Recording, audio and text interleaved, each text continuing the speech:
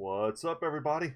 Brett here, back today with my YouTube channel, Good Talk Gaming, and there's more news dropped for the new Hunter and the Beast DLC. Thank you, thank you, CA, so much. Every little tidbit of news at this point is a little bit like crack. Don't smoke crack, kids. But so what they've released here today is this really cool website that you can go to. It's on Total War if you'd like to see it for yourself. It's very similar to the stuff they've done in the past. There are two sections with a good bit of info and some very key info. As we scroll further down, I get to reading it. But there's a section for the Hunter and a section for the Beast. It's pretty cool. And depending on who you want to read about, it gives you kind of these blurbs. So I'm going to read it for you guys. Sit back and relax. I'm going to tell you what my thoughts are. And we're going to go through some pictures. So at the end of this, once we read everything that there is to read, we talk about it a little bit. They have the trailer at the bottom. What I wanted to do with you guys is watch the trailer and just kind of freeze frame it every now and then and talk about some of the, I think there are secret things hidden in the trailer. And secret is kind of a, maybe an overhyped term. But basically, they always do this. They put a lot of the regiments of renown and lords and different things that they've added into the trailers in the background as like little Easter eggs. That's the word I'm looking for, Easter eggs. And before they release, it's fun to speculate on what they are. And I think at this point I have a pretty good basis for a lot of my guesses. So look forward to that. So let's start. So what we have right off the bat, we've got Markus Wulfhart's faction symbol. And it's pretty sweet looking. It's literally his arrows through the eye of like a Cygor. Very cool. And it says, the Emperor's chief hunter and slayer of monsters across the world. Markus Wulfhart, otherwise known by his title of Hunts Marshal, is Karl Franz's captain of scouts who fights at the head of his elite unit of expert huntsmen, known as Wulfhart's Hunters, consisting of a unique ragtag band of trappers, trackers, archers, and scouts hailing from the many states and provinces of the Empire and beyond. Their mission is brutally simple, the utter destruction of the myriad beasts that terrorize and murder Imperial citizens, with extreme prejudice, and taking absolutely no prisoners along the way, all in the Emperor's name. So what we have now are the faction effects. So these are the things unique to him and his faction. Only basic units are immediately recruitable because there is like a supply drop mechanic. So it says reinforcements from the Empire bring powerful units to bolster your armies. Hostile actions will result in retaliation from local factions, but will also empower your own armies. So this, I think, has more to do with the Vortex campaign than his Mortal Empires campaign, which I think will probably be more standard. But these have to do more with those mechanics. So recruit rank +3 for Huntsman Generals. So Huntsman Generals are the new Lord type for the Empire, and they're basically probably just worse versions of Wulfhart. I'm sure they'll have some things to differentiate them, but that's what I would expect. A foot lord with a big bow. Diplomatic relations -40 with Lizardmen. Lizardmen will undoubtedly hate you. Markus Wulfhart has no mount option and prefers to remain on foot while firing at his enemies. Once again, super similar to a Lithanar. I would be surprised if they use like his exact skeleton and animations. Lord effects. Ambush defense chance +50% and success chance +50%. Very good. His upkeep is -50% for archers and huntsman units. That's a huge upkeep production. You can have tons of archers. And he has the amber bow as his quest item. So yesterday when I was making that last video, I had like a brain moment where I just could not remember Krokgar's name to save my life. But he has very similar ambush talents that you can take, and you can make him just unbelievably good at ambushing people, which is devastating when you have lightning strike plus ambush, and you can just beat any other army 1v1 in the campaign map.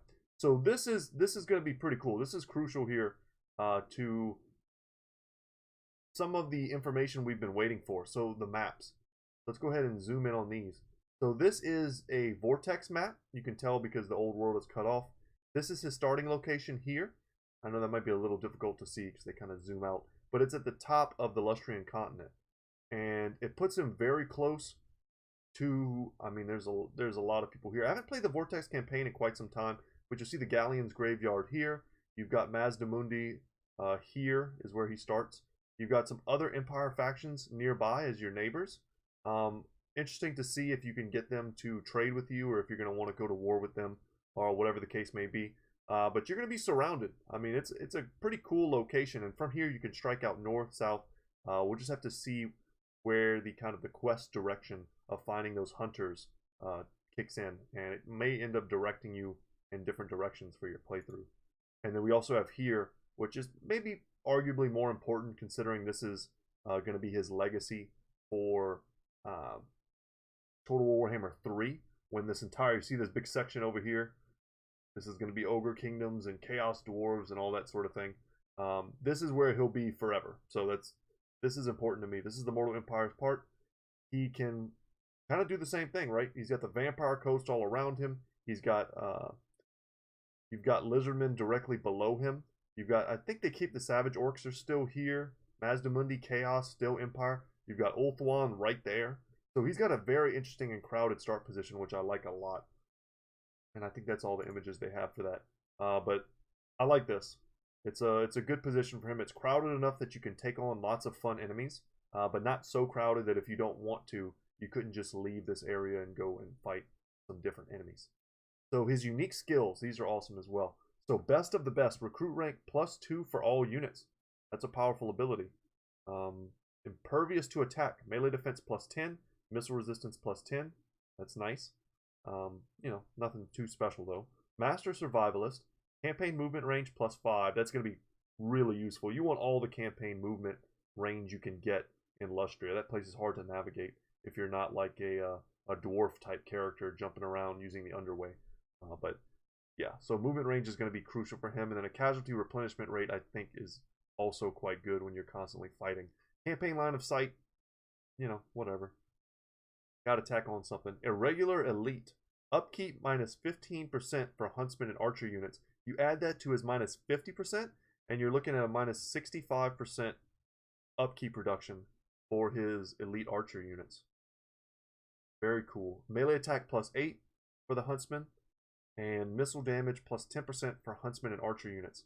So, I mean, I guess you guys are seeing a theme. He's the Hunter Lord. His archers are going to be really strong. He's got sleight of hand, a double shot ammunition, extra projectiles for Huntsman units. Reload time reduction +8%. Reload time reduction translates into pure DPS, so you gotta love that. But double shot ammunition. I'm curious if that just means they get more ammunition, or if they fire more shots per volley. That's interesting. Because one of those means more DPS, and the other means, you know, you can just shoot for longer throughout a long battle. Curious to see how that's going to shake up. Not 100% on that right now. Telescopic aim, +12%, and enables sundering attacks. Cool. So, you know, if he's shooting at a lord, he's lowering armor. If he's shooting at, you know, a big unit of an elite infantry unit, let's say, sundering that armor, making it easier for your lower tier troops, perhaps, your swordsmen, to get in there and fight some Saurus with 0 armor. I can see that being really strong. And then this is probably the coolest thing. Very reminiscent of Vlad on the campaign map. One of his unique abilities is that he can give his army Vanguard deployment. Also immune to psychology. That's huge as well. Not to be understated, your units can't be terrified. So big dinosaurs just won't scare you. And that's part of their strength, is that they charge in, you know, maybe get a rear charge, the terror bomb hits, your units start running, and then they chase you down with their cheap stuff. I mean, that's part of their strategy. And having your entire army immune to that is great. And, you know, when you're half your army is probably going to be archers, elite archers at this point, because of all the buffs that you get, giving them all Vanguard deployment just sounds really, really strong. And that's not to say, I mean, just your war wagons, your Reichsguard, if you can get those, I'm not sure. Especially not in the Vortex campaign. I'm sure that's not something you get. But your cavalry having Vanguard, your elite, let's say you get Griffites, you know, whatever the case may be, having Vanguard deployment, I think, is just going to be kind of a super game changer for him. It's going to make his campaign feel great, as Vlad's does. So we got some screenshots here. I wanted to talk about these just a little bit. We talked about them yesterday, but I wanted to go into a little bit more detail. We can see there are some new screenshots, which we'll get to. These are the Razordons. I'm not sure if these are the Regiment of Renown Razordons that was talked about in the Steam kind of info. They have this red color scheme, and I've been looking and cross-referencing them with other Razordons, and the other Razordons don't seem to have them. So these guys may be the Regiment of Renown variant. So here, you know, of course we get to see the, what are people calling these? The something 4. I forget what it is, but they're a cool group, very reminiscent of, you know, the characters from, god dang it, my brain always goes blank when I try to think of stuff on the spot. I haven't played it yet, but I watched the heck out of the game and I can't remember what it's called. Oh my god, my brain. Anyway, guys, you know what I'm talking about. If you're a Warhammer fan, you know what I'm talking about. But we've got here, we talked about this part at length, and it's going to come to me like 10 minutes after I stop recording. The picture here we went over quite a bit yesterday. We've got the Regiment of Renowned Dreadsaurian. I have to feel like that's what it is. I mean, it's purple and blue, for God's sakes. And it's got the howdah on its back. We can zoom in here. This is a much better picture. Yeah, sorry about that. I also think because of the coloration on these Kroxigors that they're the Regiment of Renown as well. When you compare them to the ones right next to them, they're a completely different color scheme. And here you can see the Razordons that don't have the red color scheme. And that's kind of what I was comparing them against. Not sure there's much else unique here to look at. But this is important. So this is cool. This is a close-up of his starting position. Just to give you kind of a feel for what's going on. He's got a port. No other unique buildings. Otherwise, we'd see like a little symbol here right next to it. And we can also see his unique mechanic up at the top center. So this is important as well. So this has to do, I believe, with his hostility level. So how much the lizardmen hate you and are willing to send guys against you. And then the top part here being probably his, like his rate of getting the supply drops, I think. I forget the exact name of the mechanics that they've introduced. I have the Steam page open right now, actually. We could just go to that. That way I don't have to give you guys bad information. But hostility is a big part of it. What's the other? Emperor's Mandate. So I think that's his Emperor's Mandate is what we're looking at. I couldn't remember the name of it. They give these mechanics different names. But yeah, the skulls are definitely hostility. Emperor's Mandate is definitely that top part. And we can use this to cross-reference stuff as we go over it. So let's go back to the web page here. And we can see how many tiers there are. At the very beginning of the game, you start with 3 different units. You know, you always get a couple bonus units whenever you start a campaign, for those of you who aren't familiar.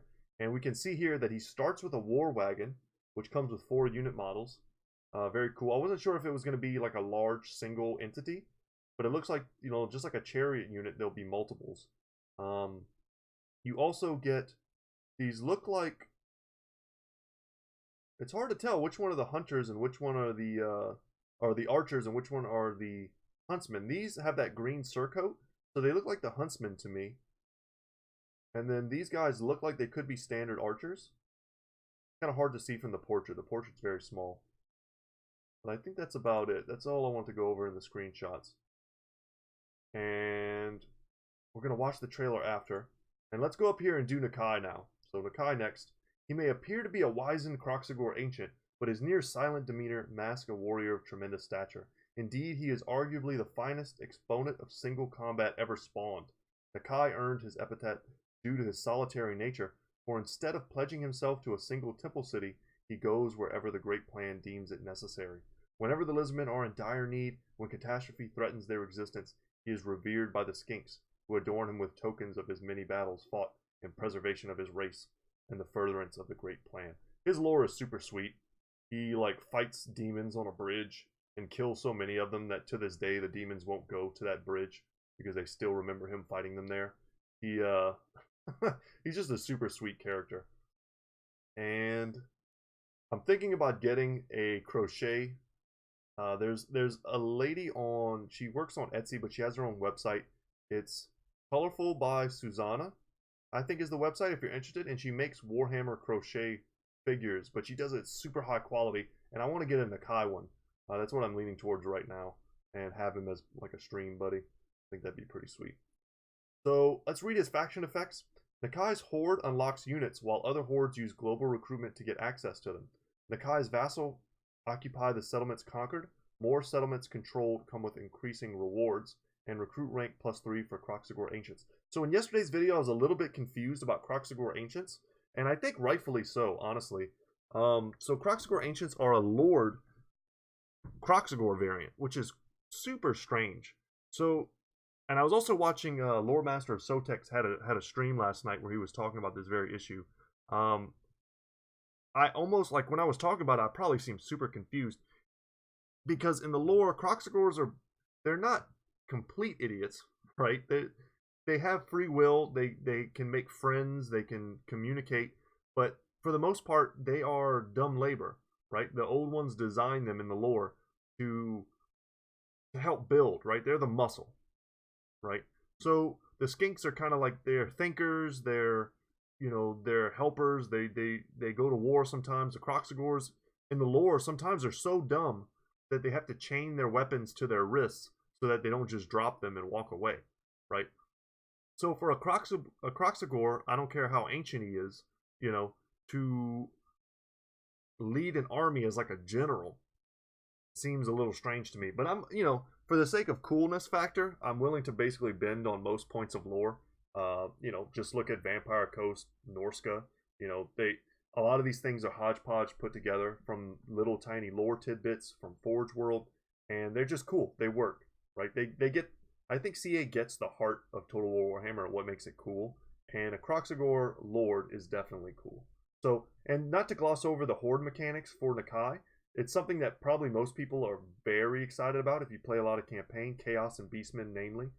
They have horde factions, and people are hoping that these, vassal or global recruitment type of changes are going to be applied to them as well, because it honestly would really free up a lot of your time and micromanagement in those campaigns and let you do other things with your gold, like recruiting fun units, right? So, mount a beast riding a beast, not this Kroxigor. Nakai the Wanderer is his own mount.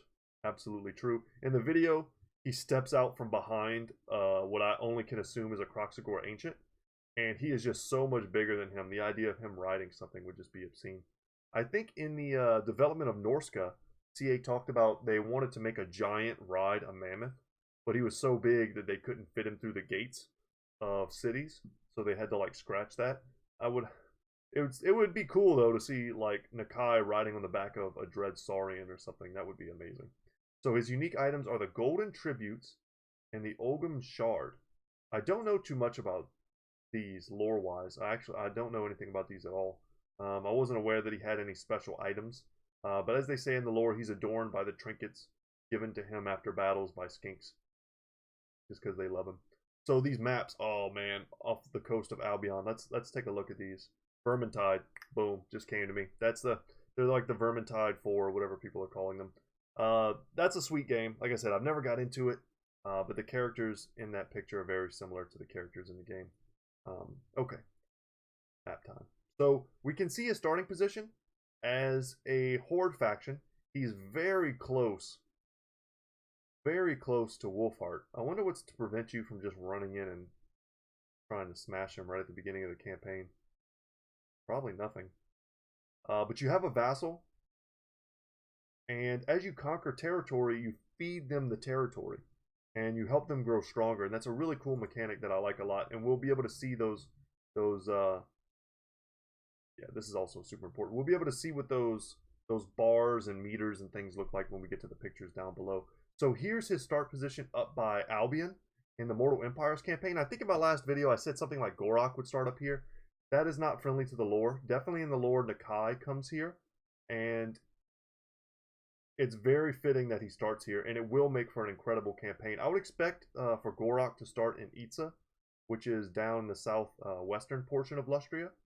Maybe we can see it on this map here. I think it's somewhere here-ish. It's hard for me to read. In game, I know exactly where it is. It's somewhere like right here. But yeah, guys. So this, I'm more excited for this starting position than I probably am for most things, because I love taking new world factions and going into the old world. Like, I just want to go straight in here, beat the hell out of Wulfric, come down in here, show Boris Toddbringer what's up in Midland. Break down in here, go fight the Greenskins and the Dwarves as Nakai, and just rampage through the old world. Like, I think that'll be super fun. Instead of having to fight, as you do in Lustria, let's say you're playing someone else here, some other Lizardman faction, you're fighting Skaven, other Lizardmen, like, it feels like a slog. There are cool factions, I mean, the Vampire Coast, and there are Undead and Elves, But for the most part, you're trying to make allies and stuff. You feel super constrained in this corner. But here, like if I just want to go beat up Dark Elves, like I can do that. And I love that kind of freedom. So happy to see his start position at Albion. Albion's getting fleshed out into, you know, a real area you can develop. Curious to see how his horde mechanics will carry over though from Albion. If, you know, there is a Lizardman faction here that he supports in the same way in the Vortex campaign, as he just kind of grows them and helps them to expand while you're just free to explore and do whatever you'd like. So let's take a look at his unique skills. We can get a cool picture of him in the bottom. So unique skills: a legendary warrior, leadership aura size plus 20%, character's aura leadership effect plus 5.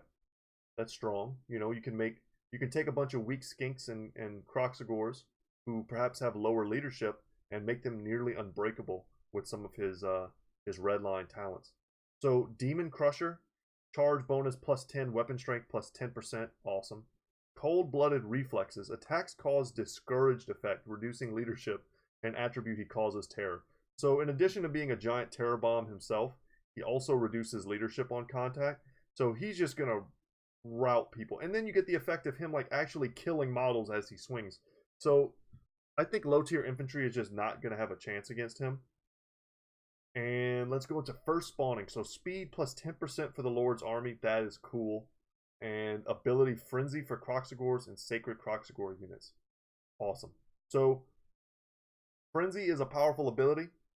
I don't expect Kroxigors will lose frenzy very often. So for the first large portion of every battle, you've got these super fast Kroxigors racing across. I can't wait with their thunder fists that they now have. Crazy weapons. They look a lot more, the way they run their mechanics, it looks a lot like Rat Ogres from the Skaven. The way they run on their fists. I wonder if they borrowed a bit from their animations. So adornments, casualty replenishment rate plus 5%. That's good. And horde growth plus 3. I mean, that makes sense. And then Sacred Wanderer, he can become unbreakable. Very cool. So, and let's take a look at his pictures here. So here, of course, we can see the Sacred Kroxigors in the background. Take a look at their color scheme, because like I said, I think it's important when we look at the other pictures that we can tell the other ones are like a dark purple with like a bright yellow. Unless those are blessed versions of the ancient Kroxigors, which is kind of, or not the ancient, the sacred Kroxigors, which is going a little bit deep. And you can see why that would be confusing as you try and like figure out what's what. But we get front and center Nakai here looking amazing, decked out in gold. But see, yeah, the color scheme here, it's either or. And alright, so when you play as him, you get a start with standard Kroxigors, and you get the sacred Kroxigors as well. And up here you can see he's got like bullseye targets on top of these 4 hunters. And he has these 3 kind of like gem-shaped items. And it looks like that's probably has to do with the 3 gods. I would imagine there are 3 lizardmen gods that they're going to choose to make like your sacrifices to, right? When you dedicate your city, you dedicate it to a particular god and you get bonuses based off of that.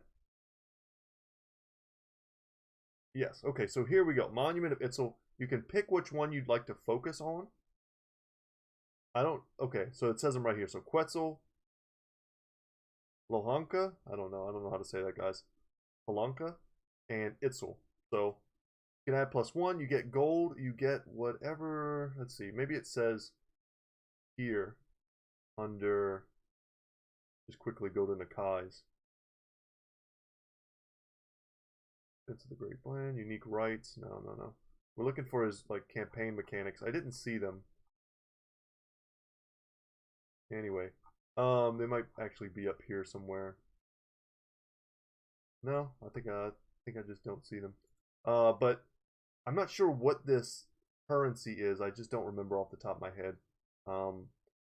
Some sort of like faith. I forget the name of it. I know what it is, but I don't remember what it is exactly.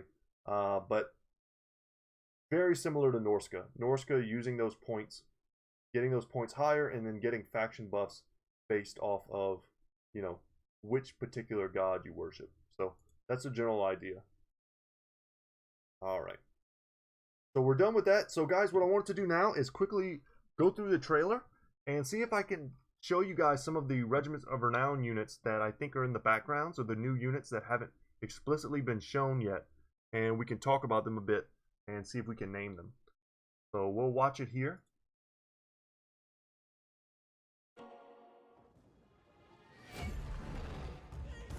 Get a little bit of sound. So of course, War Wagon, Dread Saurian, we've got that. We're gonna see the Razordons run by right now. No real reason to pause that. And up top here, you can see their golden fists. You can see the golden fists of the sacred Kroxigors up top. Nakai, of course, here in the foreground. We're gonna get to it. The really interesting stuff in just a second.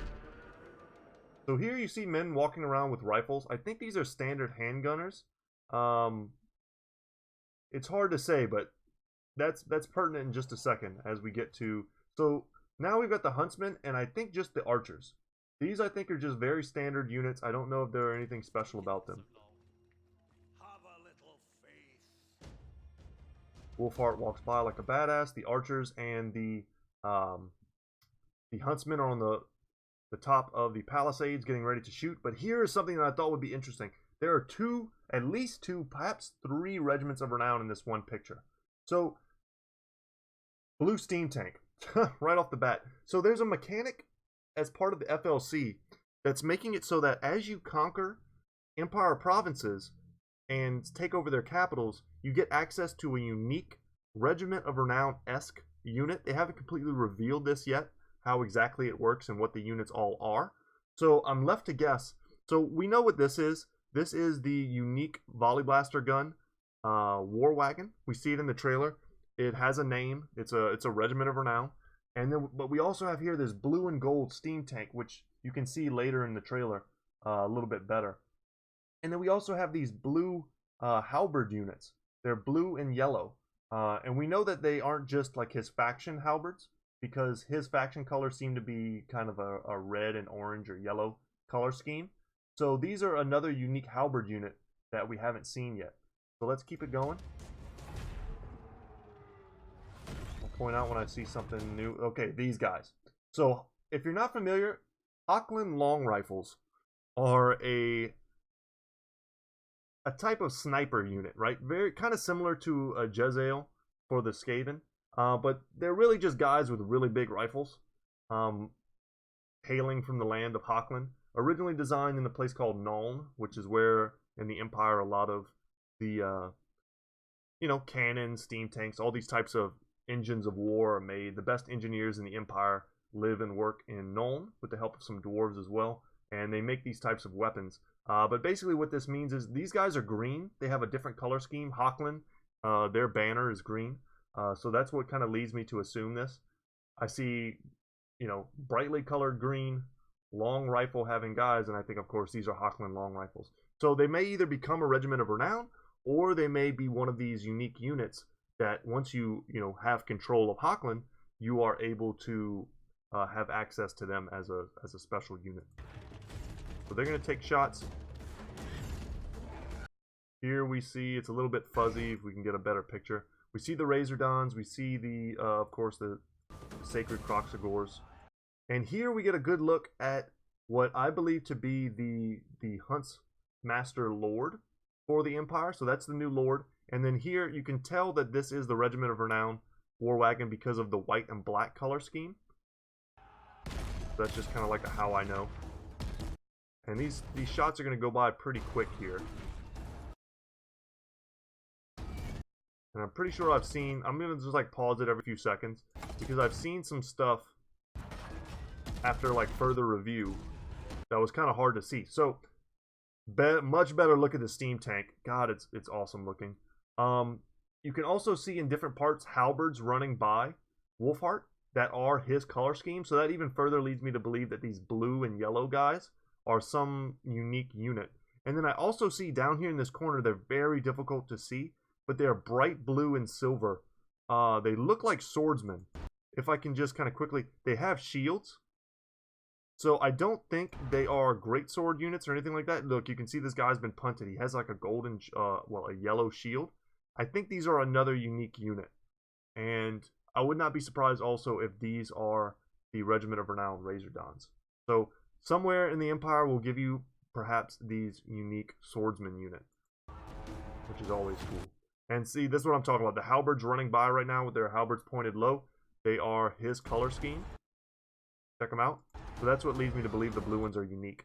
So this guy is, I was a little confused when I first watched the trailer. I thought he was just one of the sacred Kroxigors, you know, with a nice close-up for scale for Nakai, because in a second here he's going to walk out like a badass, and you'll see his true size.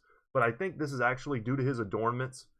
He looks very similar to the way they adorn the Saurus old ones, the Lord Caliber Saurus. This is definitely the ancient Kroxigor Lord. So, as big as he is, look how big Nakai is. Absolutely monstrous. We get a good look at him. You can see those blue halberds in the background once again. Hopefully there's something and I'm not just rambling about something that's not a thing. And I think that might be it, as far as like mysteries go. But I thought that was a pretty cool look. There's a lot of secret stuff in there. There's also a picture released on Total War's Twitter that showed a bit of the mechanics for summoning the Elector Counts, which is kind of funny that they paid homage to that meme. But there is, off to the side, you can see a section that says the Carolberg Greatswords, which are once again, like another regiment of renown of greatswords that I think people have put in with mods and stuff like that. But they have a pretty cool history as well of fighting Midlanders. And I think they went into battle with their white, standard white gear, and were so bloody from slaying other men that they changed their unit coloration to red. So they're going to be like a crimson colored greatsword unit, which sounds pretty sweet. But guys, that's going to be it for me today. That's all the information I think I've gleaned from this morning of looking through Reddit and other things. And if you like this video, I know it's a lot of rambling and speculation, but for me this is like half the fun of the game. And this is probably the only game in my life that I ever got so excited about every time they drop these little breadcrumbs of information. And yeah, I love this stuff. So if you like it too, consider subscribing. I know since yesterday I picked up several subscribers from my channel, and I just wanted to say thank you to you guys if you're watching right now. Big thanks for giving me a chance. I'm going to be making some replay videos later today and uploading them if you're interested in those. And when the time comes, I'm going to be doing a campaign playthrough, probably of Nakai. I've wanted to play as this guy in Gor-Rok ever since I first learned about them. Wulfhart's an awesome dude, and I do love playing as the Empire, but I think I love playing as the Empire more perhaps than specifically playing as Wulfhart. But we'll see. His Vanguard deployment shenanigans with archers, that sounds super fun.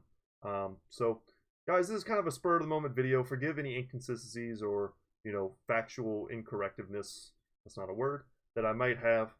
Just trying to get this content out, and hopefully you guys can enjoy it. So thank you so much for watching. Once again, my name is Brett. My channel is Good Talk Gaming, and consider subscribing if you haven't already. That stuff helps me out a lot. So, alright guys, without any further ado, take care, and I will see you in the next one. Later, guys.